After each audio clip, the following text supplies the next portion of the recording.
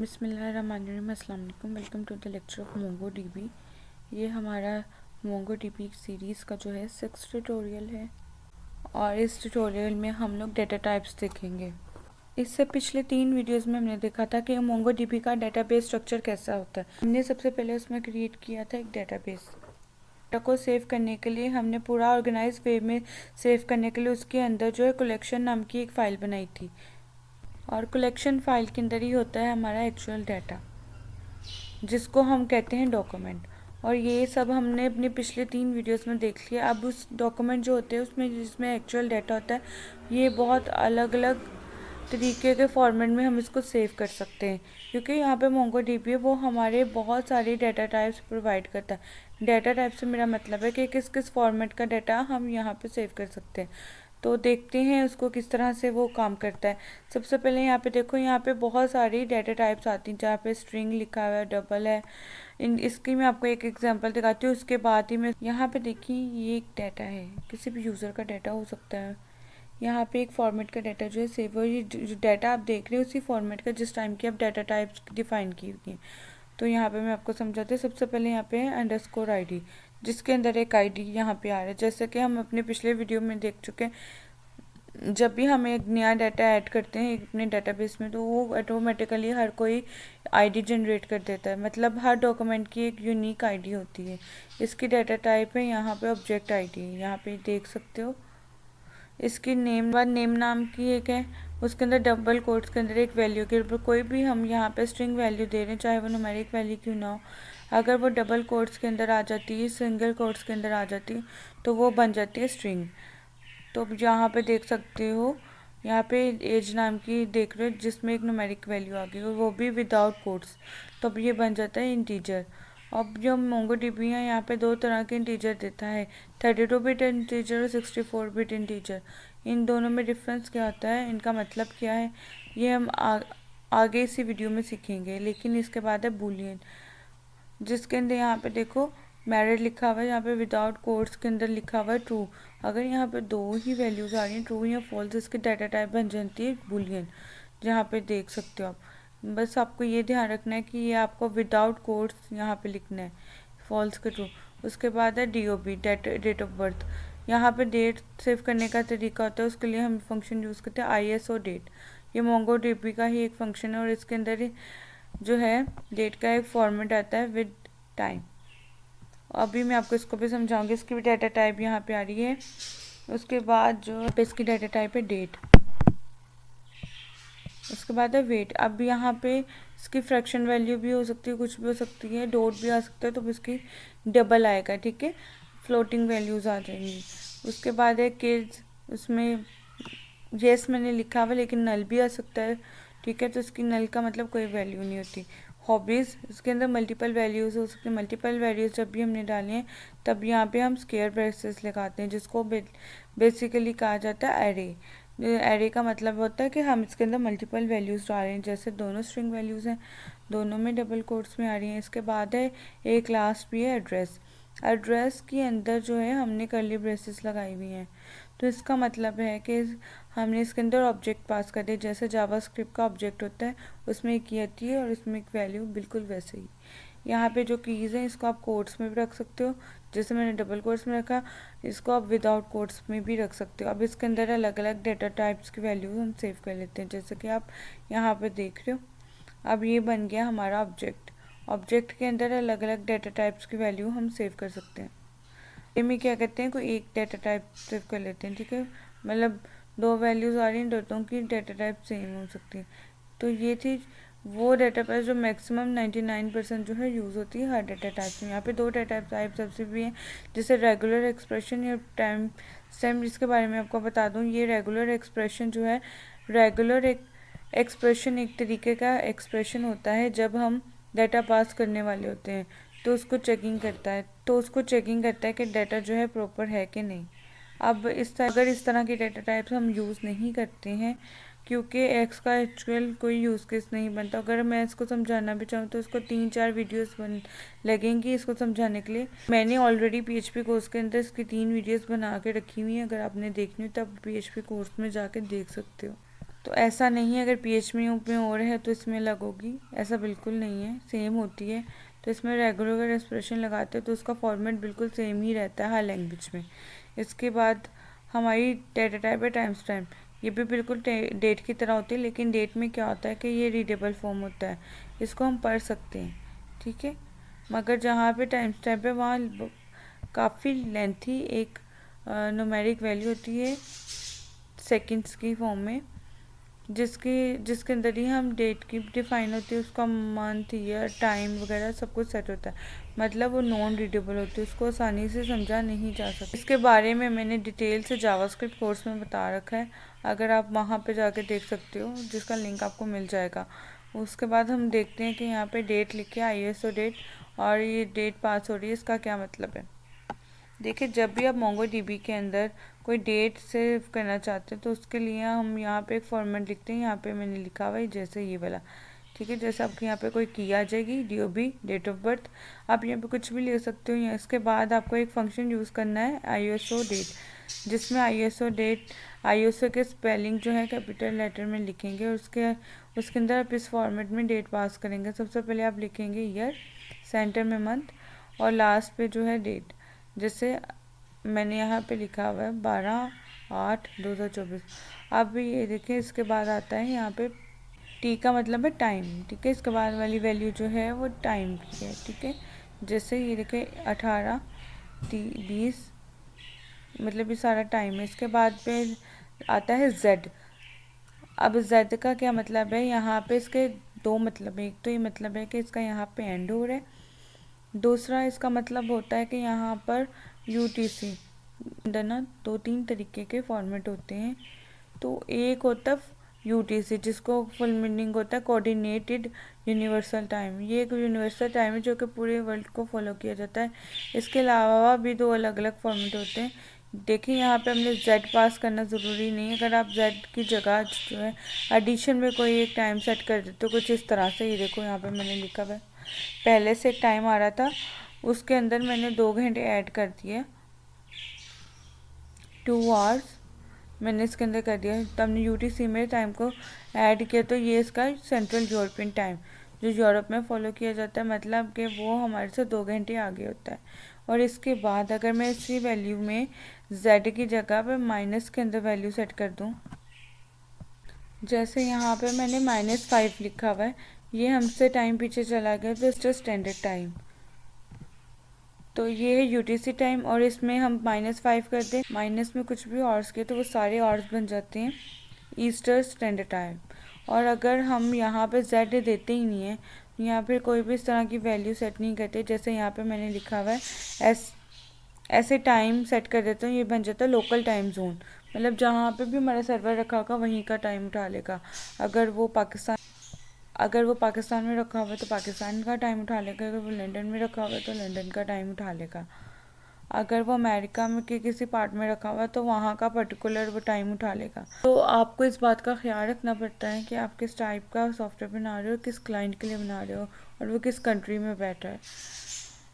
तो अगर वो जर्मनी में बेस्ड है तो सॉफ्टवेयर है वो जर्मनी के टाइम पे ही चलना चाहिए, तो वहीं का आपको यूरोपियन टाइम सेट करना पड़ेगा। वो उस कंट्री का आपको टाइम जोन है, उसको गूगल पे मिल जाएगा।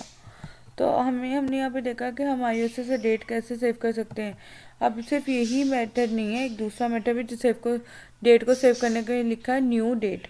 यहाँ पे उसी फॉर्मेट में डेट लिख देंगे जैसे हमने ऊपर लिखा था।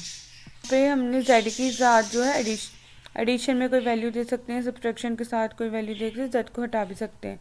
और अगर मैं करंट डेट और टाइम सेव करना चाहूँ तो उसके लिए हम सिर्फ फंक्शन का यूज़ करेंगे, उसको हम अंदर से खाली कर देते हैं कुछ इस तरह से। तो ये क्या करेगा, ये अभी का जो डेट और टाइम चल रहा होगा उसको सेव कर देगा MongoDB के अंदर। और उस फंक्शन को भी हम लोग काफ़ी यूज़ करते हैं जब भी हम कोई न्यू रिकॉर्ड सेव करते हैं, मतलब शॉपिंग की साइट है या कुछ, किसी यूज़र ने कभी भी कोई शॉपिंग एग्जैक्ट डेट और टाइम सेव करना है तो अभी वो हमारी वेबसाइट पे ऑर्डर करेगा तो उसी डेट को सेव कर लेगा MongoDB के अंदर। तो उसके लिए हम इस फॉर्मेट का यूज़ करते हैं। तो ये था कंप्लीट डेट का डाटा टाइप, कि डेट का डाटा टाइप कैसे काम करता है। अब इसके बाद हम देखते हैं जो कि हम इंटीजर्स हैं, जैसे कि मैंने आपको बताया कि MongoDB के अंदर 2 तरीके के इंटीजर्स वैल्यूज़ होती हैं, एक होती है 32 बिट और एक 64 बिट। तो अब इन दोनों में डिफरेंस क्या होता है देखिए, बेसिकली इनमें डिफरेंस होता है साइज़ का और मेमोरी की स्पेस को कंज्यूम करने का। तो कौन कितनी ज़्यादा जो है स्पेस कंज्यूम करता है हार्ड डिस्क में। सबसे पहले बात करते हैं 32 बिट की। उसके अंदर एक न्यूमेरिक की रेंज डिफाइंड होती है। जैसे ये यहाँ पे देखिए एक रेंज है माइनस से लेके प्लस के, ये है काफ़ी ज़्यादा वैल्यू। जैसे आप ये देख रहे हो माइनस से यहाँ तक, अगर आपकी वैल्यू यहाँ तक ही आ गई तो MongoDB ले लेगा 32 बिट की इंटीजर, बड़ी वैल्यू स्टोर कर सकता है। इस वैल्यू को काउंट भी नहीं किया जाता, तो काफ़ी बड़ी वैल्यू है। अगर इस फॉर्मेट में आपको वैल्यू हो रही तो उसको हम कह रहे हैं 64 बिट इंटीजर वैल्यू। तो इसके अंदर जो इसको सेव किया जाता है, बेशक तक वो 32 में बिट करें या तो 64 बिट में, हमें वहाँ पे डिफाइन नहीं करना पड़ता। MongoDB अपने आप से ही काउंट कर लेता है। ये अगर इससे नीचे नीचे वैल्यू है तो ये 32 बिट बन जाएगी, अगर उससे बड़ी वैल्यू है तो ये 64 बिट। अब बात करते हैं मेमोरी की एलोकेशन की। 32 बिट है तो उसकी मेमोरी जो है 4 बिट, उसके जो है वो कम ज़्यादा स्टोर करता है। यहाँ पे 4 बाइट ही मेमोरी कंज्यूम करता है। तो यहाँ पे बात की जाए 64 बिट की, ये 8 बाइट्स की जो है मेमोरी कंज्यूम करता है। अगर आपकी वैल्यू जो है यहीं तक है, यहाँ पे जैसे डिफाइंड है माइनस में यहाँ तक है, तो ये 4 बाइट की मेमोरी ही कंज्यूम करेगा। अगर इसकी वैल्यू एक बढ़ जाती है, जैसा कि मैंने 889 और एक और वैल्यू बढ़ा दी, तो ऑटोमेटिकली कन्वर्ट हो जाएगा 64 बिट में, और ये लग पड़ेगा 64 की मेमोरी। ठीक है, तो ये है इन दोनों का डिफरेंस। तो अब प्रैक्टिकली परफॉर्म करते हैं कि हमने जितने डेटा टाइप्स को देखा है तो इनको स्टोर किया जाए, कैसे किया जाए। यहाँ पे मैंने मोंगोश का कमांड प्रॉम्प्ट ओपन कर लिया। उससे पहले आपने सबसे पहले एक कनेक्शन बनाना है MongoDB के साथ। यहाँ पे मैंने कमांड लिखी मोंगोश, और ये मेरा कनेक्शन जो है सक्सेसफुली इस्टेब्लिश हो गया है। तो इसको मैं क्लियर कर लेती हूँ Ctrl+L से। अब यहाँ पे मैं सबसे पहले क्या करती हूँ, मैं डेटाबेस शो करती हूँ। उसकी कमांड है शो DBS। यहाँ पे देखें आपके पास ये वाली जो है डेटाबेस शो हो रही है। सबसे पहले स्कूल में काम कर रहे थे और उसकी पिछली 3 वीडियो में हमने स्कूल में ही काम किया। स्कूल में यूज़ करूँगी तो मैं यहाँ पे लिख लूँगी यूज़ स्कूल। मैंने स्विच कर लिए।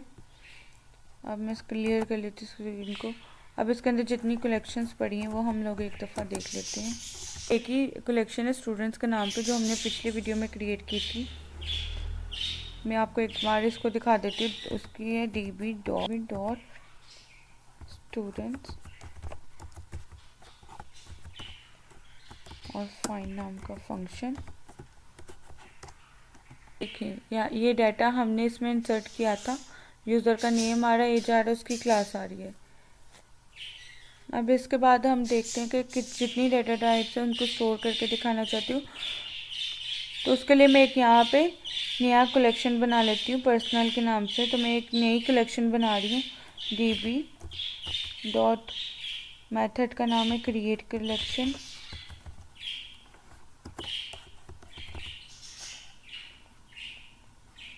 यहाँ पे मैं पर्सनल नाम से जो है एक कलेक्शन बना रही हूँ। यूज़र का सारा पर्सनल डाटा स्टोर करने वाली हूँ। यहाँ पे मैंने एंटर प्रेस किया तो ये देखिए ये बन चुका है। इसको मैं क्लियर करती हूँ। अब यहाँ पे मैं यहाँ डाटा डालती हूँ। तो आपको मालूम है कि डाटा डालने के लिए हमारे पास कमांड आती है insert1 या insert मनी। तो अभी मैं सिर्फ एक यूज़र का डाटा डाल रही हूँ, इसमें मैं insert1 यूज़ करूँगी। तो वो मैं पूरी कमांड लिखने वाली हूँ। उसके लिए मैं यहाँ पे नोटपैड ओपन कर लेती हूँ ताकि आपको समझना आसान कर लेती हूँ, ताकि आपको समझ आ जाए। हमारे मेथड का नाम है db पर्सनल insert।